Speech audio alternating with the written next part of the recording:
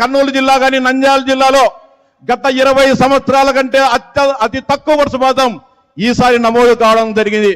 ఈ ముఖ్యమంత్రి గారికి ఈ కరువు నివారణ చర్యలు ఏ విధంగా చేయాలి, ఏ విధంగా నీటి యాజమాన్యం చేయాలి, కృష్ణానదిలో ఉన్న కొద్దిపాటి నీటిని ఏ విధంగా మనము రైతాంగానికి అందజేయాలనే ఆ ఆలోచన కూడా లేకోకుండా రైతాంగాన్ని ఇబ్బంది పెట్టడం జరిగింది. గతంలో ఎప్పుడూ లేని విధంగా కేసీ కెనాల్ కింద రైతులు కానీ, తెలుగంగ కింద ఉండే రైతులు కానీ, జిఎన్ఎస్ఎస్ కింద కానీ, హెచ్ఎన్ఎస్ కింద ఉండే రైతాంగం ఈరోజు కర్నూలు జిల్లాలో కానీ నంద్యాల జిల్లాలో కానీ అనేక రకాలుగా ఇబ్బందులు పడడం జరిగింది.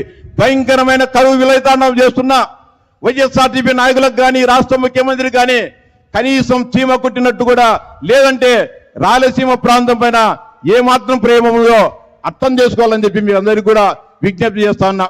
ముఖ్యంగా కృష్ణానది నుంచి తెలంగాణ ప్రభుత్వం అక్రమంగా నీటిని వాడుకుంటున్న ఎగువ రాష్ట్రమైన కర్ణాటకలో తుంగభద్ర నది పైన అక్రమంగా డ్యాములు నిర్మిస్తున్నా కూడా ఈ ముఖ్యమంత్రి రాయలసీమకు చెందిన వ్యక్తి ఈ రాయలసీమ రైతాంగ ప్రయోజనాలకు ఇబ్బంది కలుగుతుందని కూడా ఏమాత్రం కూడా భావించకుండా వారికి మద్దతుగా ఇక్కడ కేసీఆర్ గారికి, అక్కడ ఉండే బీజేపీ ప్రభుత్వానికి కానీ, ఇప్పుడు కాంగ్రెస్ ప్రభుత్వానికి కానీ మద్దతుగా నిలుస్తున్నాడంటే ఇతన్ని ఏమనాలో రాయలసీమ ప్రాంత రైతాంగం ఆలోచించాలని చెప్పి మీకు అందరికీ కూడా విజ్ఞప్తి చేస్తా ఉన్నా.